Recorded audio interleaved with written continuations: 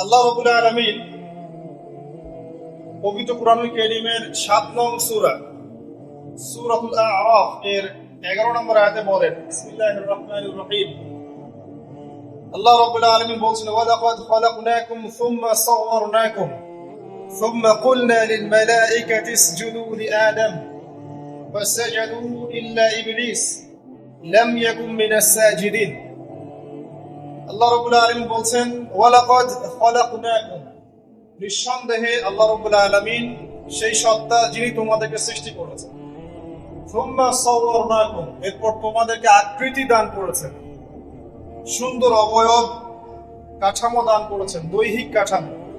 সুম্মা কুলনা লিল মালাইকাতি ইসজুদু লিআদম, এরপরে আল্লাহ রাব্বুল আলামিন সমস্ত ফেরেশতাদেরকে বলেছেন যে তোমরা আদমকে সিজদা করো। আর সূরা বাকারার মধ্যে আছে আল্লাহ পাক সৃষ্টি করার পরে আদম আলাইহিস সালামকে নাম শিক্ষা দিয়েছেন, অর্থাৎ জ্ঞান শিক্ষা দিয়েছেন, এবং এমন জ্ঞান শিক্ষা দিয়েছেন যে জ্ঞান ফেরেশতারাও জানতেন না।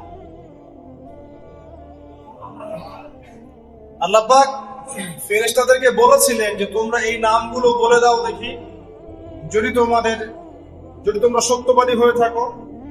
ফেরেশতারা এই নামগুলো বলতে পারেননি। তারা বলেছিলেন, লা ইলমা লানা ইল্লা মা আল্লামতানা, আপনি আমাদেরকে যা শিখিয়েছেন এর বাইরে আমাদের কোনো জ্ঞান নেই। এরপর আল্লাহ পাক আদম আলাইহিস সালামকে বলেছেন, আদম তুমি নামগুলো বলে দাও দেখি। এরপর আদম আলাইহিস সালাম সুন্দর করে সব নামগুলো বলে দিয়েছেন, কারণ আল্লাহ পাক তাকে সেই জ্ঞান শিক্ষা দিয়েছেন। এরপরে আল্লাহ রাব্বুল আলামিন ফেরেশতাদেরকে বলেছেন, তোমরা আদমকে এখন সিজদা করো, কারণ জ্ঞানের মানদণ্ডে আদম তোমাদের চেয়ে শ্রেষ্ঠ। আর আমরা সেই আদম সন্তান, যদিও বা পৃথিবীতে আসার পরে আমরা আমাদের পরিচয়টা ভুলে গেছি। সেই আদম সন্তান, যে আদমকে আল্লাহ রাব্বুল আলামিন ফেরেশতাদেরকে দিয়ে সম্মানিত করলেন, সিজদা করালেন, সেই আদম সন্তান এখন আল্লাহর জমিনে শিরক করে, নবী সাল্লাল্লাহু আলাইহি ওয়াসাল্লামের সুন্নতের অনুসরণ করতে চায় না, নবীদের আদর্শ মানতে চায় না, কোরআন এবং সুন্নাহ মেনে জীবন করতে চায় না। সেই আদম সন্তান এখন জিনা করে, ব্যভিচার করে, মাদকদ্রব্য পান করে, সমকামী। সেই আদম সন্তান এখন ঘুষ খাচ্ছে, সুদ খাচ্ছে, দুর্নীতি করছে, অন্যের সম্পদ আত্মসাৎ করছে, অন্যায়ভাবে মানুষকে হত্যা করছে। এমন কোনো গুনাহ নাই যে সেই আদম সন্তান করছেন। কোন আদম সন্তান? যার পিতাকে আল্লাহ রাব্বুল আলামিন কি করলেন? ফেরেশতাদেরকে দিয়ে সিজদা করালেন। তাহলে চিন্তা করেন যে আমরা আমাদের পরিচয়টা কি পরিমাণ হারিয়ে ফেলেছি। আমরা তো চেতনার কথা বলি না, শেকড়ের কথা বলি না, আমরা সংস্কৃতির কথা বলি না। এই কথাগুলো আমরা বলি। আমাদের সত্যিকারের চেতনা হচ্ছে ইসলামিক চেতনা। সত্যিকারের শেকড় হচ্ছে এই শেকড় যে আমরা আদম আলাইহিস সালামের সন্তান, যে আদমকে আল্লাহ রাব্বুল আলামিন ফেরেশতাদেরকে দিয়ে সিজদা করিয়েছেন জ্ঞানের কারণে। আজকে সেই আদম সন্তান দেখবেন জ্ঞান অর্জন করতে চায় না, দ্বীনের জ্ঞান অর্জন করতে চায় না, দুনিয়ার জ্ঞান অর্জন করতে চায়, দ্বীনের জ্ঞান অর্জন করতে চায় না। যে জ্ঞান তাকে পরকালে নাজাতের ওসিলা করবে, সেই কোরআনটুকু তিলাওয়াতও করতে চায় না, তিলাওয়াত করা শিখতেও চায় না, আগ্রহই নাই। তাহলে আমরা কি পরিমাণে আমাদের শেকড়টা ভুলে গেছি, চেতনা হারিয়ে ফেলেছি, আমাদের মূল সংস্কৃতি থেকে দূরে সরে আসছি। একটু চিন্তা করেন। সামনে যাই, আল্লাহ রাব্বুল আলামিন বলছেন, এরপর সুন্দর আকৃতি দিয়ে আদমকে আমি ফেরেশতাদেরকে দিয়ে সিজদা করালাম। ফাসাজাদু, সবাই সিজদা করলো, প্রত্যেকটা ফেরেশতা কি করলো? সিজদা করলো। ইল্লা ইবলিস, কে সিজদা করলো না? ইবলিস। ইবলিস সিজদা করলো না। ইবলিস কে ছিল? সে কিন্তু কোনো ফেরেশতা ছিল না। সে ছিল একজন জিন। কানা মিনাল জিন্নি, সূরা কাহফে আল্লাহ পাক বলেছেন কানা মিনাল জিন্নি, সে জিনদের একজন ছিল। ঠিক আছে? সে আল্লাহ রাব্বুল আলামিনের এত বেশি ইবাদত করেছিল যে আল্লাহ রাব্বুল আলামিন তাকে এক পর্যায়ে ফেরেশতাদের উপরে একটা দায়িত্বশীল বানিয়ে দিয়েছিল। ঠিক আছে? তো কিন্তু তার মনের ভিতরে একটা কিবর বা অহংকার ছিল। যে অহংকারের কারণে সে কিন্তু আল্লাহ পাকের এই নির্দেশটা পালন করলো না, লঙ্ঘন করলো। আমরা সামনে যাই। লাম ইয়াকুম মিনাস সাজিদিন, আল্লাহ পাক বলছেন সে সিজদাকারীদের অন্তর্ভুক্ত ছিল না। কে? ইবলিস। আচ্ছা, قال আল্লাহ পাক এবার বলছেন মা মানাআকা আল্লা তাসজুদা ইয আমারতুক, আল্লাহ পাক বলছেন হে ইবলিস, কিসে তোমাকে নিষেধ করলো, কে তোমাকে বারণ করলো আদমকে সিজদা করতে, যাকে আমি সিজদা করার আদেশ করেছি? কি জন্য করলে না? সোজা কথায়, তুমি কি জন্য সিজদা করলে না আদমকে? মা মানাআকা, তোমাকে কে বারণ করলো? এবার ইবলিস তার দলিল পেশ করছে। সে বলছে যে قال انا خير منه, সে বলল আমি আদমের চাইতে উত্তম। আসসালাতু খায়রুম মিনান নাওম, এটা জানেন না? ঘুমের চেয়ে নামাজ উত্তম। ঠিক এভাবেই সে ইবলিস বলছে কি আনা খায়রুম মিন, আমি তার চেয়ে উত্তম। কি কারণে উত্তম? খালাকতানি মিন নার ওয়া খালাকতাহু মিন তিন, হে আল্লাহ আপনি আমাকে সৃষ্টি করেছেন আগুন দিয়ে, জিনদেরকে কি দিয়ে সৃষ্টি করা হয়েছে? আগুন দিয়ে। ফেরেশতাদেরকে কি দিয়ে? নূর দিয়ে। তাহলে এখানে প্রমাণ হলো যে ইবলিস কিন্তু ফেরেশতা নয়। আমাকে সৃষ্টি করেছেন আগুন দিয়ে, ওয়া খালাকতাহু মিন তিন, এবং আদমকে সৃষ্টি করেছেন তিন মানে কাদা মাটি দিয়ে। তার মানে আগুন কাদামাটির চেয়ে সুপিরিয়র, বেশি মর্যাদা সম্পন্ন, ওর মানে কে আছে আর কি, এই কারণে সে সিজদা করলো। এবার আল্লাহ রাব্বুল আলামিন বলছেন ক্বালা ফাহবিত মিনহা, ইবলিস এখান থেকে নেমে যাও। এটা কোন জায়গা? একদম মহাকাশের উপরে না, নাকি পৃথিবীতে? এটা সাত আসমানের উপরের ঘটনা। ইতিহাস শুরু হয়েছে মহাবিশ্বে, মানুষের অস্তিত্ব ছিল না এমন একটা সময় চলে গেছে। মহাবিশ্বে কোটি কোটি বছর চলে গেছে যখন মানুষ বলতে কিছু ছিল না। ছিল না। অনেক পরে মানুষকে সৃষ্টি করা হয়েছে। এখন দুনিয়াতে মানুষের চলাচল দেখলে মনে হয় মহাবিশ্বে সে একাই আছে, আর কেউ নাই, তাই না? আচ্ছা, এটা দলিল কোরআনে আছে। সূরা দাহার 1 নম্বর আয়াত পড়ে দেখবেন, হাল আতা আলাল ইনসানি হাইনুম মিনাদ দাহরি লাম ইয়াকুন শাইআন মাযকুরা। আল্লাহ পাক বলছেন মানুষের উপরে এমন সময় চলে গেছে যে মানুষ কোনো আলোচ্য বিষয় ছিল, উল্লেখযোগ্য কোনো বিষয় ছিল না। তো সভ্যতার শুরুর ঘটনা হচ্ছে এটা, মানে মানব সভ্যতার একদম শুরুর শেকড়ের ঘটনা হচ্ছে এটা। একদম শুরুর চেতনা, শুরুর সংস্কৃতি শুরু হচ্ছে এখানে। এবার ইবলিস বলছে আমি সিজদা করব না, বিকজ আমি তো একটা সুপিরিয়র। আপনি তাকে সৃষ্টি করেছেন মাটি দিয়ে, আমাকে সৃষ্টি করেছেন আগুন দিয়ে, আমি তাকে সিজদা করব না। সে আল্লাহ পাকের আদেশ লঙ্ঘনই করলো না, বরং আল্লাহকে উল্টা একটা যুক্তি দেখালো যে আপনি ভুল, আমি ঠিক। নাউযুবিল্লাহ, আপনি আমাকে আদমকে সিজদা করতে বলছেন, এটাই ভুল, বরং উচিত হচ্ছে ও আমাকে সিজদা করবে। তো সে কিন্তু আবা ওয়াস্তাকবারা, সে উদ্ধত হলো এবং অহংকারও প্রদর্শন করলো। আল্লাহ পাক বলেন ক্বালা ফাহবিত মিনহা, এখন এখান থেকে নেমে যাও। এই জান্নাতি বলেন আর ওই ঊর্ধ্ব জগতই বলেন, সেখান থেকে তোমরা নেমে যাও, তুমি নেমে যাও।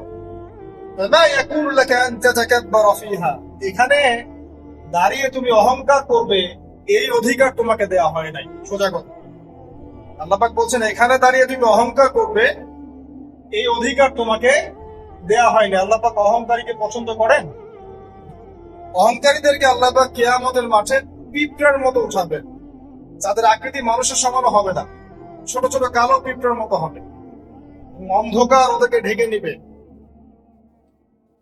তো আমাদের মনে যাদের অহংকার আছে, আল্লাহর রাস্তা অহংকার ছেড়ে দেই। অহংকার ইলমেরও থাকতে পারে, একজনের অনেক বড় ইলমি ডিগ্রি সার্টিফিকেট আছে, অমুক ফারেক তমুক ফারেক, অমুক মুহাদ্দিস অমুক মুফাসসির, ডাবল ডিগ্রি, এটার অহংকার থাকতে পারে, ঠিক আছে? আবার অনেকের টাকা পয়সার অহংকার থাকে, অনেকের ক্ষমতার অহংকার থাকে, আবার এখনকার মেয়েদের সৌন্দর্যের অহংকার থাকে, থাকে না? এক এক মানুষের এক একটা অহংকার। অহংকারের ডেফিনেশনটা কি? একজন সাহাবী নবী সাল্লাল্লাহু আলাইহি ওয়াসাল্লামকে বলছেন, ইয়া রাসূলুল্লাহ, আমি পছন্দ করি আমার গায়ের পোশাকটা সুন্দর হোক, আমার জুতা সুন্দর হোক, ঠিক আছে, আমার সুগন্ধি ভালো হোক, দামি হোক। এটা কি অহংকারের পরিচয়? নবী সাল্লাল্লাহু আলাইহি ওয়াসাল্লাম বলেছেন না, এটা অহংকারের পরিচয় নয়। বরং অহংকারের পরিচয় হচ্ছে অন্য মানুষকে তুচ্ছ তাচ্ছিল্য করা এক, আর 2 হচ্ছে সত্যকে প্রত্যাখ্যান করা। মনে থাকবে, অহংকারের সংজ্ঞা কি? 1, অন্য মানুষকে তুচ্ছ তাচ্ছিল্য করা, আর 2, সত্যকে প্রত্যাখ্যান করা। এখন সত্য কি? আইনস্টাইনের থিওরি সত্য, নাকি পিথাগোরাসের উপপাদ্যই সত্য, নাকি আমাদের পশ্চিমারা যে সেকুলারিজম, কমিউনিজম, ডেমোক্রেসি ইত্যাদি ইত্যাদি, ন্যাশনালিজম এগুলো দিয়ে দিয়েছে মতবাদগুলো, এগুলি চূড়ান্ত সত্য? সায়েন্স কি চূড়ান্ত সত্য? চূড়ান্ত সত্যটা কি আসলে? এক কথায় সূরা কাহফের 29 নম্বর আয়াতে সত্যের সংজ্ঞা আছে। কত নম্বর আয়াতে? সূরা কাহফের 29 নম্বর আয়াতে আল্লাহ পাক বলেন, ওয়াকুলিল হাক্কু মির রাব্বিকুম, হে নবী আপনি বলে দিন সত্য সেটাই, ন্যায় অন্যায়ের চূড়ান্ত মানদণ্ড সেটাই, হক বাতিলের চূড়ান্ত মানদণ্ড সেটাই। কোনটা? যেটা তোমার রবের পক্ষ থেকে নাযিল হয়েছে। আমাকে বলেন যে রবের পক্ষ থেকে কি নাযিল হয়েছে? একসময় তাওরাত নাযিল হয়েছিল না? ওটাই হক ছিল। ওই সময় কি ছিল? সেটাই হক ছিল। জাবুর ওই সময় কি ছিল? হক। ইনজিল ওই সময়ের হক ছিল। এখন কি আছে আমাদের কাছে? কোরআন, এবং এর ব্যাখ্যা হচ্ছে হাদিস। কিয়ামত পর্যন্ত কি অন্য কোন শরীয়ত আসবে? অন্য কোন নবী আসবে? কেউ যদি বলে যে অমুকে নবী হবে, সে কি মুসলিম না কাফের? হবে? ওর সন্দেহ আছে? যদি কেউ দাবি করে যে মুহাম্মদ সাল্লাল্লাহু আলাইহি ওয়াসাল্লাম শেষ নবী নন, আরো নবী আসতে পারে, নাউযুবিল্লাহ, এবং এই কুফরি আকীদায় বিশ্বাসীকে কেউ যদি কাফের মনে না করে, সেও কাফের হয়ে যেতে পারে। বুঝতে পারছেন? আসেন, তো অহংকারের সংজ্ঞাটা আমরা জেনে নিলাম যে সত্যকে প্রত্যাখ্যান করা, আল্লাহর ওহীকে প্রত্যাখ্যান করা, মানে কোরআন এবং সুন্নাহ থেকে সরে আসা, এটাকে মিথ্যা মনে করা, বা অন্য কোন মতবাদকে কোরআন সুন্নাহর সমকক্ষ মনে করলে কুফরি হয়ে যাবে। কেউ মনে করে অন্য একটা মতদর্শ, একটা দর্শন, একটা ফিলোসফিক্যাল থট বা একটা স্কুল অফ থট কোরআন সুন্নাহর চেয়ে ভালো নয়, কিন্তু কোরআন সুন্নাহর সমমানের, এটাও যদি কেউ মনে করে, কাফের। কথা কি বুঝতে পারছেন? এটা হচ্ছে অ্যাবসলিউট ট্রুথ, মানে এটা সত্যের একদম সর্বোচ্চ স্টেজ, এর উপরে আর কিছু নাই। ভুলে গেছিলাম তাই। আচ্ছা, এবার আসেন, আমরা অহংকারের সংজ্ঞা জানলাম, সত্যের সংজ্ঞাও জানলাম। এখানে ইবলিস কি করছে? সে অহংকার প্রদর্শন করছে। সে আল্লাহকে বলছে আপনি ভুল, আমি ঠিক। আদমকে সে তুচ্ছ তাচ্ছিল্য করলো এবং সত্যকে প্রত্যাখ্যান করলো, দুটোই কিন্তু ইবলিস করলো এখানে। আসেন, আল্লাহ পাক বলছেন ফাখরুজ, এখান থেকে বের হয়ে যাও হতভাগ। ফাখরুজ মানে উখরুজ মানে বের হও, অতএব ফাখরুজ, এখান থেকে বের হয়ে যাও। ইন্নাকা মিনাস সাগিরিন, তোমার অহংকার করার কোনো সুযোগ নেই এখানে, তুমি তো ছোট পুত্র। ইন্নাকা মিনাস সাগিরিন, সাগির মানে কি?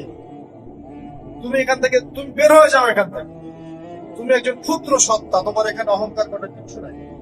কলা, এবার ইবলিস বলছে, এই জায়গাগুলো খুব ভালো করে শোনেন, আমাদের লেকচারের আসল জায়গায় কিন্তু যাবেন। যদি 2:30 পর্যন্ত লেকচার, কোনো সমস্যা আছে? আচ্ছা, তাহলে বসে থাকেন। খাওয়া দাওয়া করে আসছেন তো? আচ্ছা, কলা, এবার ইবলিস বলছে আনজিরনি, শোনেন, ইবলিস বলছে আনজিরনি, হে আল্লাহ আমাকে অবকাশ দিন। কি বলছে? আমাকে অবকাশ দিন। ইলা ইয়াউমি ইউবআসুন, যেই দিন আপনি কিয়ামত ঘটাবেন, যেদিন সবাইকে পুনরুত্থিত করবেন, ওই দিন পর্যন্ত আমাকে অবকাশ দিন। সূরা বাকারায় আছে, অন্য সূরায় আছে, রব্বি আনজিরনি ইলা ইয়াউমি ইউবআসুন। ইবলিস বলছে হে আমার রব। কি বলছে ইবলিস? হে আমার রব। ইবলিস কি তাহলে আস্তিক না নাস্তিক? কথা বলেন, ইবলিস কি আস্তিক না নাস্তিক? আস্তিক। ইবলিস বলছে যে ইয়া রব্বি, রব্বি, হে আমার রব, হে আমার প্রতিপালক। আল্লাহকে ইবলিস বলছে হে আমার প্রতিপালক, আনজিরনি, আমাকে অবকাশ দিন, ইলা ইয়াউমি ইউবআসুন, কিয়ামত দিবস পর্যন্ত, বা যেদিন আপনি পুরো মানব জাতিকে উঠাবেন কবর থেকে, আবার ওই দিন পর্যন্ত আমাকে অবকাশ দিন। তার মানে কিয়ামত যে হবে, এটা নতুন করে লেখা হয় নাই, সভ্যতায় হিস্ট্রি শুরু থেকেই কিয়ামত ছিল। কথা বুঝতে পারছেন? ফেরেশতারাও জানতেন যে একদিন মহাবিশ্ব ধ্বংস হয়ে যাবে। যখন পৃথিবীতে মানুষকে পাঠানো হয়নি, তার আগেই ফেরেশতারা জানতেন, আল্লাহ পাকের ইলমে ছিল, এবং তিনি এটা ফয়সালা করে দিয়েছিলেন যে একদিন এই পুরো মহাবিশ্বই ধ্বংস হবে। ইবলিস আগে থেকে জানতো যে কিয়ামত হবে, এই জন্য সে বলছে আমাকে কিয়ামত পর্যন্ত অবকাশ দিন। আল্লাহ পাক এবার কি বলছেন দেখেন, ইবলিস আল্লাহর কাছে চাইলো, আল্লাহ পাক তাও তাকে ফেরত দিলেন না। আর আমরা আল্লাহর কাছে চাইতে এখন হতাশা হয়ে যায় না, দোয়া করতে থাকি আর বলি যে আমার দোয়া তো কবুল হচ্ছে না। অথচ ইবলিস একটা জিনিস চাইলো, আল্লাহ পাক বললেন ক্বালা ইন্নাকা মিনাল মুনজারিন, যাও তুমি অবকাশ প্রাপ্তদের একজন, তোমাকে অবকাশ দেয়া হলো। এক কথায় তোমার দোয়া কবুল করা হয়েছে, তোমার অবকাশ তোমাকে দেয়া হলো। কারণ আল্লাহ পাক এটা পরীক্ষা করবেন ইবলিসকে দিয়ে, মানব জাতিকে। ক্বালা, এবার ইবলিসের চ্যালেঞ্জ শোনেন, এটাই আমাদের আজকের লেকচারের মূল পয়েন্ট। এই জায়গা থেকে ইবলিস চ্যালেঞ্জ করছে, কি চ্যালেঞ্জ করছে? ফাবিমা আগওয়াইতানি, হে আল্লাহ আপনি যে কারণে আমাকে বিচ্যুত করলেন, আমি আমার যে কৃতকর্মের কারণে আপনার রহমত থেকে বঞ্চিত হয়ে গেলাম, ঠিক আছে, লাআকউদান্না লাহুম সিরাতাকাল মুস্তাকিম, আমি সেই আদমের এবং আদমের সন্তানের সরল পথে ওত পেতে বসে থাকবো। কথাটা ভালো করে বোঝেন, ইবলিস চ্যালেঞ্জ করলো কাকে? আল্লাহকে, যে কারণে আল্লাহ আপনি আমাকে বহিষ্কার করলেন, এখন আমি কি করব? আমি এই আদম সন্তানের সরল পথে, আপনাকে পাওয়ার এই পথে, পথের আনাচে কানাচে আমি ওত পেতে বসে থাকবো। কি জন্য বসে থাকবো? যাতে করে আমি আদম সন্তানকে বিচ্যুত করতে পারি। শুধু তাই নয়, সে আরো বলছে সুম্মা লাআতিয়ান্নাহুম, আমি শুধু বসেই থাকবো না, আমি আদম সন্তানের কাছে আসবো। মিন বাইনি আইদিহিম, তার সামন থেকে আসবো, ওয়া মিন খালফিহিম, আদম সন্তানের পিছন থেকে আসবো, ওয়া আন আইমানিহিম, তার ডান দিক থেকে আসবো, ওয়া আন শামাইলিহিম, তার বাম দিক থেকে আসবো। ওয়ালা তাজিদু আকসারাহুম শাকিরিন, আল্লাহ পাক আপনি তাদের বেশিরভাগকেই শুকরগুজার পাবেন না। কথা কি ক্লিয়ার না? কোনো সমস্যা? ইবলিস কি চ্যালেঞ্জ করলো? আমি শুধু বসেই থাকবো না, ডান দিক থেকে আসবো, বাম দিক থেকে আসবো, সামন থেকে আসবো, পিছন থেকে আসবো, আমি আদম সন্তানকে পথভ্রষ্ট করেই ছাড়বো, আপনি আদম সন্তানের বেশিরভাগকে পথভ্রষ্ট পাবেন। ইবলিসের কথা কি বাস্তব প্রতিফলন দেখা যায় এখন সমাজে? বেশিরভাগ মানুষ নামাজ পড়ে না পড়ে না? বেশিরভাগ মানুষ সুদ খায় না খায় না? বেশিরভাগ যুব সমাজ জেনা করতেছে না করতেছে না? বেশিরভাগ লোক মাদক খাচ্ছে না খাচ্ছে না? পৃথিবীর কোন জায়গায় আল্লাহর বিধান আছে কি নাই? দুই একটা জায়গায় আছে আই ওয়াশ, শোডাউন। বেশিরভাগ নারী পর্দায় চলে না চলে না? বেশিরভাগ মানুষ রোজা রাখে না রাখে না? বেশিরভাগ মানুষ যাকাত দেয় কি দেয় না? তাহলে ইবলিস যে বললো আপনি বেশিরভাগকেই শুকরগুজার পাবেন না। বেশিরভাগ মানুষ পরকালের স্বার্থে কাজ করে না, দুনিয়ার স্বার্থে কাজ করে। কতজন মানুষ আল্লাহ পাকের দ্বীনটাকে প্রচার প্রসার প্রতিষ্ঠার কথা বলে বা কোরআন সুন্নাহর কথাগুলো মেনে চলে? কতজন মানুষ? বেশিরভাগ লোক মেনে চলে। তাহলে ইবলিস কি সফল না ব্যর্থ? ইবলিসের চ্যালেঞ্জ কি সফল না ব্যর্থ? ইবলিসের কথা সে কিন্তু অক্ষর অক্ষরে পালন করেছে। আর এই ইবলিসকে আল্লাহ পাক কেন পৃথিবীতে দিয়েছেন? আমাদেরকে পরীক্ষা করার জন্য, যেন আমরা এই সব পথ থেকে বিচ্যুত না হই। সামনে যান, আরো কঠিন কথা আছে। আল্লাহ পাক বলছেন এখান থেকে বের হয়ে যাও, মাযকুমান মাদহুরা, একদম অপদস্থ লাঞ্ছিত হয়ে এখান থেকে বের হয়ে যাও। লামান তাবিআকা মিনহুম, তুমি তো চ্যালেঞ্জ করলা আমাকে, ঠিক আছে, কিন্তু যে ব্যক্তি যেই তোমার অনুসরণ করবে, আল্লাহ পাকের কথা শোনেন, যেই তোমার অনুসরণ করবে, লাআমলাআন্না জাহান্নামা মিনকুম আজমাইন, যে পুরুষ বা নারী যেই হোক না কেন, যে আদম সন্তান ইবলিস তোমার অনুসরণ করবে, তোমার পথ ধরবে, আমি তোমাকে সহ এদের সবাইকে দিয়ে জাহান্নাম পূর্ণ করব। আল্লাহর কিচ্ছু যায় আসে না। আল্লাহ পাক যদি এই পুরো পৃথিবীটাকেও জাহান্নামে নিক্ষেপ করেন অবাধ্যতার কারণে, আল্লাহ পাকের কিছু যায় আসে? ওই যে আপনাদের এখানে নদী আছে না, কি বালাসী ঘাট, এখানে চর আছে না, চরের মধ্যে একটা বালুর কণার কি দাম আছে বলুন তো? একটা বালুর কণার কোন দাম আছে? এই পুরো মহাবিশ্বে পৃথিবীর অবস্থান এর চেয়েও কম। তো পুরো পৃথিবীর মানুষ যদি আল্লাহর অবাধ্য হয়, আল্লাহ পাক যদি পুরা দুনিয়াটাকে ধ্বংস করে দেন, জাহান্নামে নিক্ষেপ করেন, আল্লাহ পাকের কিছু যায় আসবে কিনা? এবার আসেন, এখান থেকে আমরা বুঝতে পারলাম ইবলিস একটা তৃতীয় সত্তা। আল্লাহ পাক আদম আলাইহিস সালাম কে সৃষ্টি করলেন, নাম শিক্ষা দিলেন, সেজদা করালেন, ইবলিসকে সেজদা করতে বললেন, সে করলো। সে চ্যালেঞ্জ করলো উল্টা যে আমি ওর চেয়ে উত্তম, আপনি ভুল, আমি সঠিক। সে অহংকার করলো এবং একই সাথে সে আদমকে পথভ্রষ্ট করার চ্যালেঞ্জও করে বসলো। আল্লাহ পাক ঘোষণা করলেন, যদি কোন আদম সন্তান তোমাকে ফলো করে, তোমাকে সহ তাকে আমি জাহান্নামে নিক্ষেপ করব। ঠিক আছে এই পর্যন্ত? এবার সামনে আসেন। এবার আল্লাহ পাক আদমকে বলছেন, কাকে বলছেন? আদম আলাইহিস সালামকে বলছেন, ইয়া আদম, হে আদম। তার আগে আদম আলাইহিস সালামের বুকের পাঁজর থেকে কাকে সৃষ্টি করছেন? হাওয়া আলাইহিস সালাম, সভ্যতার ইতিহাসের প্রথম নারী এবং ইতিহাসের সবচেয়ে সুন্দরী রমণী কে? হাওয়া আলাইহিস সালাম। আরেকজন আছেন সবচেয়ে সুন্দরী রমণী কে? কে বলতে পারবেন? জি না, 100 টাকা পুরস্কার বলেন। হ্যাঁ, নাম কি? মাশাআল্লাহ, ওই ওকে পুরস্কার দিও। কি নাম তোমার? মাশাআল্লাহ, মাশাআল্লাহ। দ্বিতীয় সুন্দরী রমণী, দুজন রমণীকে বলা হয় পৃথিবীর সবচেয়ে সুন্দরী রমণী। আপনি যাদেরকে দেখে সিডিউস হচ্ছেন, যদিও এদেরকে দেখে সিডিউস হওয়ার কিছু নাই, কারণ এরা তো সুন্দর না, কোনো দিক থেকে সুন্দর না, না পোশাকের দিক থেকে, না চেহারার দিক থেকে, না ফিজিক্যাল স্ট্রাকচারের দিক থেকে। এদেরকে দেখে তো পাগলও সিডিউস হবে না। তো আদম আলাইহিস সালাম এবং আদম আলাইহিস সালামের স্ত্রী হাওয়া আলাইহিস সালাম এবং সারা আলাইহিস সালাম ইতিহাসের সবচেয়ে সুন্দর রমণী।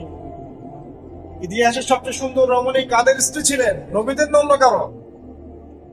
এই জন্যই বলি, আপনি যদি পবিত্র থাকেন, আল্লাহওয়ালা মানুষ হন, ইনশাআল্লাহ তাআলা আল্লাহ পাক আপনার ঘরে একজন নেককার, পুণ্যবতী, সুষ্ঠী স্ত্রী দান করবেন। আপনি যদি এইসব অশ্লীলতার গোলক ধাঁধায় পড়ে নিজের ঈমান হারিয়ে ফেলেন, চরিত্র হারিয়ে ফেলেন, সম্ভাবনা খুবই কম যে আপনি একজন দিনদার মেয়ে পাবেন। বরং আপনি এমন কাউকেই পেতে পারেন যে আপনার মতোই। ঠিক আছে, দেখবেন যে আপনি 10 ঘাটের পানি খেয়ে আসছেন, ও দেখবেন 12 ঘাটের পানি খেয়ে আসছে। আল্লাহ পাক আমাদের যুব সমাজকে হেফাজত করুন, আমিন। আল্লাহ পাক এবার আদম আলাইহিস সালামকে বলছেন, ইয়া আদম, হে আদম, উসকুন আনতা ওয়া যাওজুকাল জান্নাহ। আদম শোনো, তুমি এবং তোমার স্ত্রী দুইজন এখন জান্নাতে থাকো। কোথায় থাকো? জান্নাতে থাকো। ওয়া কুলা মিন হাইসু শি'তুমা, যেখানে ইচ্ছা সেখান থেকে খাবার খাও। জান্নাতের নাজ নেয়ামতের কথা তো আপনারা শুনেছেন অনেক, আমি ওইগুলো বলতে যাচ্ছি না, সময় চলে যাবে। যা ইচ্ছা তাই পাবেন সেখানে, যা ইচ্ছা তাই। এমন একটা জায়গা যেটা কখনো কোনো চোখ দেখে নাই, কোনো কান শোনেও নাই। চোখ না দেখলেও, কান না শুনলেও মানুষ মনে মনে অনেক কিছু কল্পনা করে না, এটা কল্পনাও করার সুযোগ নাই। এত উন্নত মানের একটা জায়গা। তোমরা দুজন এখানে থাকো, জান্নাতের যে কোনো জায়গায় যাও, খাওয়া দাওয়া করো, কোনো সমস্যা নেই। কিন্তু ওয়ালা তাকরাবা হাদিহিশ শাজারা, মানে কি, এই যে গাছটা আছে, এই গাছের কাছে যেও। একটা শর্ত খালি দিলাম, গাছের কাছে যেও। গাছের নাম কি এগুলো আমাদের আলোচনার বিষয় না। বিষয়টা হচ্ছে আল্লাহ পাকের আদেশটা কি। গাছটা আম গাছ হতে পারে, জাম গাছ হতে পারে, কদু গাছ হতে পারে, যে কোনো গাছ হতে পারে। এটা নিয়ে আমাদের কোনো মাথা ব্যথা নাই। মাথা ব্যথা হচ্ছে আল্লাহ পাকের আদেশ, এই গাছের কাছে যেও না, বাস যেও। আচ্ছা, ফাতাকুনা মিনাজ জালিমিন, যদি চলে যাও তোমরা দুজন এখানে, তাহলে তোমরা দুজন কিন্তু জালেম হয়ে যাবে। আল্লাহ পাকের হুকুম অবাধ্য করলে মানুষ কি হয়ে যায়? জালেম হয়। এই জন্য আমরা দোয়ায় বলি, আল্লাহুম্মা ইন্নী যালামতু নাফসি, বলি না, হে আল্লাহ, আমি আমার নফসের উপর জুলুম করেছি। রব্বানা যালামনা আনফুসানা, বলি না, আল্লাহ, আমরা আমাদের উপর জুলুম করেছি। তো আমরা যখন পাপ করি, মানে আমরা জুলুম করেছি। তো তোমরা দুজন এই গাছের কাছে যেও না, যদি যাও তাহলে জুলুম করে ফেলবে এবং জালেম হয়ে যাবে। এবার ইবলিস তো আর বসে নাই, সে তো চ্যালেঞ্জ করেছে, করে নাই? আচ্ছা, এবার ইবলিস কি করছে? ফাওয়াসওয়াসা লাহুমা আশ-শাইতান, এবং ইবলিস এবার এদের দুজনকে ওয়াসওয়াসা প্রদান করতে শুরু করলো। ইবলিস কি করলো? ওয়াসওয়াসা প্রদান করতে শুরু করলো। ওয়াসওয়াসাটা এমন ছিল যে হাল আদুল্লুকা আলা শাজারাতিল খুলদি ওয়া মুলকিন লা ইয়াবলা। ইবলিস এসে আদম এবং হাওয়া আলাইহিস সালাম তাদেরকে উস্কে দিতে লাগলো যে আমি কি তোমাদেরকে এমন কোন গাছের কথা বলবো যেই গাছের ফল খেলে তোমরা চিরস্থায়ী হয়ে যাবে, কখনো মরবে না, এবং এমন রাজত্ব পাবে যে রাজত্বের কোনো ক্ষয় নাই।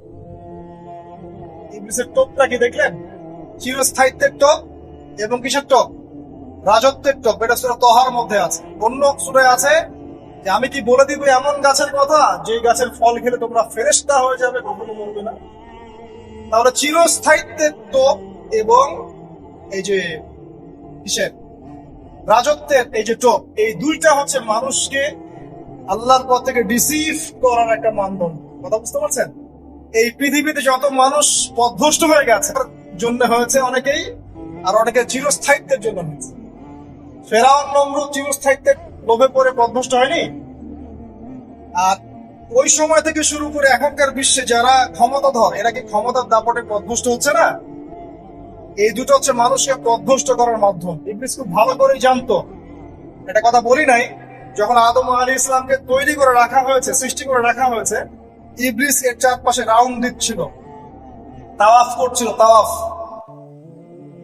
এবং মানব শরীরের এবং মানব মস্তিষ্কের, মননের দুর্বল পয়েন্টগুলো সে ফাইন্ড আউট করছিল।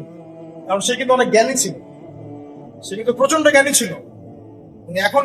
এখনো কিন্তু সে প্রচন্ড জ্ঞানী এবং তার অভিজ্ঞতা ঝুলি এখন অনেক বেশি, তাই না? ওর বয়স হয়ে গেছে না, এখন প্রচুর বয়স। তো তাওয়াফ করে করে সে মানুষের দুর্বল জায়গাগুলো ফাইন্ড আউট করেছে। একটা হচ্ছে পেট, একটা প্রবৃত্তি, একটা হচ্ছে নারীর প্রতি আসক্তি, ঠিক আছে, একটা ক্ষমতার লোভ, একটা চিরস্থায়িত্বের লোভ। এগুলো হচ্ছে মানুষের দুর্বল জায়গা। ইবলিস এগুলো ফাইন্ড আউট করে ওইভাবে চাল দিয়েছে। কথা বুঝতে পারছেন? একটু খেয়াল করে দেখেন, এখনকার বিশ্বে যত অন্যায় হচ্ছে ম্যাক্সিমাম পাপ হচ্ছে পেটের কারণে। পেট। সুদ খায় কেন? পেটের কারণে। ঘুষ খায় কেন? পেটের কারণে। ইভেন যে এখন জেনা করছে ওদেরকে তো এখন যৌনকর্মী বলতে হয়, তাই না? সম্মান দিয়ে কথা বলতে হয়। তো যৌনকর্মী যারা, তারাও দেখবেন পেটের কারণেই করছে, পেটের কারণ। তারপর দেখবেন মানুষের সম্পদ আত্মসাৎ, ওই যে ছেলে মেয়ে বাল বাচ্চার জন্য। পেট মানে মূল জিনিসটা কি? পেট। এবং চিরস্থায়িত্ব, ক্ষমতার দাপট আর প্রবৃত্তির দাসত্ব, এগুলো হচ্ছে মানুষের সবচেয়ে দুর্বল পয়েন্ট। দেখবেন ম্যাক্সিমাম পাপ হচ্ছে মেয়েদের কারণে। মেয়েদের কারণে না, মেয়ের পিছনে। মেয়ের পিছনে আপনি চলে গেছেন, এখানে আত্মহত্যা করছে কেউ, কেউ এখানে আপনার জেনা করছে, কেউ ধর্ষণ করছে, কেউ পরকে লিপ্ত হচ্ছে। মানে মেয়েরই কোনো পাপ। ওই যে বলে না, দুইটা পাপ যাকে পেয়ে গেছে তার লাইফটা ক্র্যাশড। একটা হচ্ছে মেয়ে, একটা হচ্ছে টাকা। অর্থ সম্পদ লালসা যার মধ্যে পেয়ে বসেছে, এর জীবন শেষ। আর যার মেয়ের নেশা আছে, মেয়ের নেশা যার মধ্যে আছে, এর জীবন শেষ। একে আপনি হেদায়েতের পথে আনতে পারবেন না ইল্লা মাশাআল্লাহ, আল্লাহ পাক যদি না চান। আসেন, আর ইবলিস তাওয়াফ করছিল এবং সে কিন্তু টোপ দিল, চিরস্থায়িত্বের টোপ দিল। এবং কিসের টোপ দিল? ফেরেশতা হয়ে যাবে, অমর হয়ে যাবে। এবার আমাদের পিতামাতা আদম এবং হাওয়া আলাইহিস সালাম তারা কিন্তু ফল খেয়ে ফেললেন। আর এটা এমন নয় একবার ওয়াসওয়াসা দিয়েছে বাস খেয়ে ফেলেছেন, এমন নয়। কন্টিনিউয়াসলি সেই কাজটা করেছে। একটা মানুষ যখন জেনা করে, ইবলিস কি একবার এসে বললেই কেউ জেনা করে ফেলে? আস্তে আস্তে কিন্তু মানুষ জেনার পথে যায়। ওই যে প্রথমে একদিন, অনেকদিন একটা লেকচার দিয়েছিলাম না, প্রথমে গার্লফ্রেন্ড বয়ফ্রেন্ড একটা সম্পর্ক হয়, তাই না? তারপর কথাবার্তা হয়, মোবাইল ফোন এক্সচেঞ্জ করে, নোট এক্সচেঞ্জ করে, কফি খায়, আস্তে আস্তে ডেটিং এ যায়, পরে দেখবেন এক পর্যায়ে গিয়ে জেনা। এভাবে। আর যারা ধর্ষক, এতে ডাইরেক্ট অ্যাকশন, এত সময় নাই, ডাইরেক্ট। তো ইবলিস প্রতিটা পাপ মানুষকে ধাপে ধাপে করায়। দেখবেন ইবলিস এখানেও কিন্তু আমাদের পিতামাতাকে ধাপে ধাপে ওইদিকে নিয়ে গিয়েছে। এবার আসেন, আমাদের পিতামাতা ফল খেয়ে ফেলবেন, এই জায়গাটা খুব ভালো করে বোঝান। এই ফল খাওয়াটা আল্লাহর অবাধ্যতা না? আল্লাহ পাক বলেছিলেন না যে জালেম হয়ে যাবে? আল্লাহ পাকের অবাধ্য বলেন। অবাধ্যতার ফলাফলটা কি হলো এবার শোনেন। আমরা সবাই জানি অবাধ্যতার ফলাফল কি, আল্লাহ পাক জান্নাত থেকে নামিয়ে দিয়েছেন, তাই তো? এর আগে আরেকটা ফলাফল হয়েছে। এই ফলাফলের সাথে আমাদের বর্তমান সময়কার যে ইস্যুটা চলছে, পোশাক, নারী, সংস্কৃতি, হাবিজাবি, হ্যাঁ, বেহায়াপনা, বেলাল্লাপনা, এই ইস্যুটা এখানে জড়িত। এটা আমারও বুঝতে এবং খুঁজে পেতে সময় লেগেছে। আমরা সবাই পড়েছি স্টুডেন্ট লাইফে, আদম এবং হাওয়া আলাইহিস সালাম আদেশ লঙ্ঘন করেছেন, সাথে সাথে আল্লাহ পাক জান্নাত থেকে কি করেছেন? নামিয়ে দিয়েছেন। ইবলিসকেও নামিয়ে দিয়েছেন, তারপরে হায়াত দিয়েছেন, এখানে পরীক্ষা করছেন, এই তো। এখানে আল্লাহ পাক দেখবেন আমাদের আমল কেমন, আমল ভালো হলে আবার জান্নাতে, খারাপ হলে আবার জান্নাত। কিন্তু এর আগেও একটা ঘটনা ঘটেছে। যে মুহূর্তে আমাদের পিতা মাতা ফল খেয়েছেন গাছের কাছে গিয়েছেন, আল্লাহ পাকের আদেশটা লঙ্ঘন করেছেন, সাথে সাথে তাদের গায়ের পোশাকটা খুলে পড়ে গেছে। আমি বুঝাতে পারি নাই? পুরো মহাবিশ্বের প্রথম লজ্জা, প্রথম অপমান, প্রথম শাস্তি, ঠিক আছে, আল্লাহর অবাধ্যতার প্রথম পরিণাম, লজ্জাহীন ভাবে গা থেকে কাপড় খসে পড়তে, ন্যাংটা হয়ে যাওয়া, ন্যাংটা। বাংলা ভাষায় বুঝতে পারছেন? প্রথম শাস্তি, প্রথম অবাধ্যতা এবং প্রথম অবাধ্যতার পরিণতি পুরো মহাবিশ্বে সভ্যতার শুরু থেকে শেষ পর্যন্ত প্রথম অ্যাক্সিডেন্ট, বা এই যে আমরা বলছি পরিণতি, পাপের পরিণতি, অবাধ্যতার পরিণতি, সেটা হলো গা থেকে কাপড় খুলে যাও। এই কথা আল্লাহ পাক বলছেন এখানে, লিইউবদিয়া লাহুমা মা উরিয়া আনহুমা মিন সাওয়াতিহিমা। ইবলিস তোমাদের পিতামাতাকে এই গাছের কাছে নিয়ে গিয়ে ফল খাইয়ে তাদের গা থেকে পোশাক খুলে ফেলে দিয়েছে। এবার কি বুঝতে পারছেন ইবলিস এখন বিশ্বে কি করছে? ইবলিস সেম কাজটা করছে আমাদের সাথে, আমাদের গা থেকে তারা পোশাক খুলে ফেলে দিচ্ছে। সভ্যতার শুরুর পাপ বলছি না আমরা, এটা আসলে ভুল। সভ্যতার শুরুতে আদম এবং হাওয়া আলাইহিস সালাম যে ভুলটা করেছেন, তার যে পরিণতি হয়েছে সেটা এটা ছিল না যে জান্নাত থেকে পৃথিবীতে নামিয়ে দেয়া, বরং পরিণতি এটা ছিল তাদের গা থেকে প্রথম কাপড় খুলে গেছে, তারা নগ্ন হয়ে গেছে। ইবলিস সর্বপ্রথম আমাদের বাবা মাকে নগ্ন করেছে প্রলোভন দিয়ে, ক্ষমতার প্রলোভন, চিরস্থায়িত্বের প্রলোভন দিয়ে। আজকের বিশ্বেও কি ইবলিসের দোসররা সেম কাজটা করছে না? আজকের বিশ্বেও কি ইবলিসের মানুষরূপী দোসরগুলা সেম কাজটাই করছে না? সেম কাজটা করছে। আমাদের গা থেকে ওরা পোশাক খুলে ফেলছে, এরপর আল্লাহ পাক জান্নাত থেকে নামিয়ে দিয়েছে। আগে কিন্তু এটা হয়নি, আগে পোশাক খুলেছে। এরপর কি হয়েছে জানেন? শোনেন, আল্লাহ পাক ওয়াকাল মা নাহাকুমা রাব্বুকুমা আন হাদিহি আশ-শাজারা ইল্লা আন তাকুনা মালাকাইন আও তাকুনা মিনাল খালিদিন। ইবলিস বলছিল যে তোমাদের রব তোমাদেরকে এই গাছের কাছে যেতে নিষেধ করেছে এই কারণে যে তোমরা এখানে গেলে মালাক হয়ে যাবে এবং চিরস্থায়ী হয়ে যাবে। ওয়াকাসামাহুমা ইন্নী লাকুমা লামিনান নাসিহিন। ইবলিস বলছিল যে আমি আল্লাহর কসম করে বলছি আমি তোমাদের শুভাকাঙ্ক্ষী।